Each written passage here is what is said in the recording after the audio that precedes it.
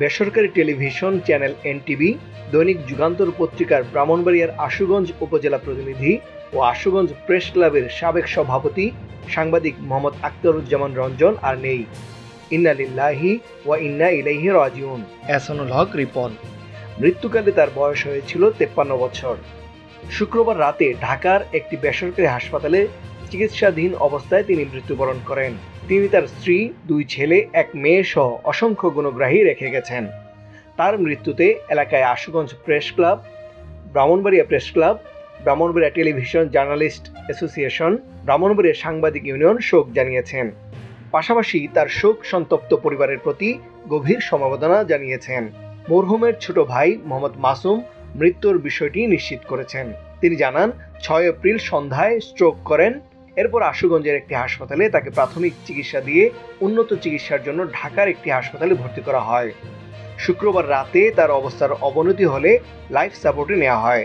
সেখানে চিকিৎসাধীন অবস্থায় রাত 10টার দিকে তিনি মৃত্যুবরণ করেন। তিনি আরও জানান, আখতারুজ্জামানের নিজ বাড়ি জেলার নাসিরনগর উপজেলার চাতলপাড়া এলাকায় ধানতলিয়া গ্রামে। 1990 সাল থেকে তিনি সাংবাদিকতার সাথে যুক্ত রয়েছেন। শনিবার সকাল 9টায় আশুগঞ্জ সরকারি শ্রম কল্যাণ কেন্দ্র মাঠে প্রথম জানাজা অনুষ্ঠিত হয়।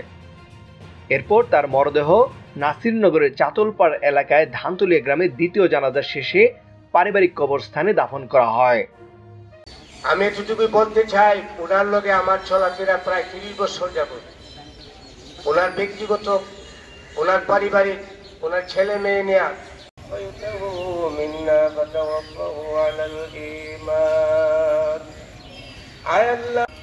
জনাব আক্তার ভাই, ওনাকে আল্লাহ সামনে রেখে সূরা ফাতিহা বললাম, কয়েক করতবা দুরূদ শরীফ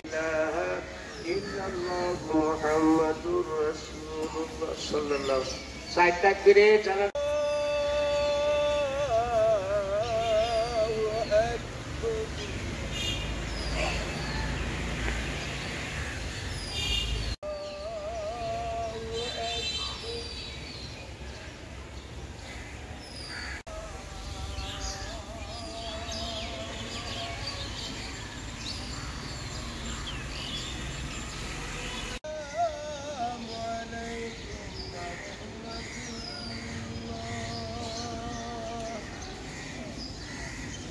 তানভীর হাসান, সারাবেলা নিউজ, ব্রাহ্মণবাড়িয়া।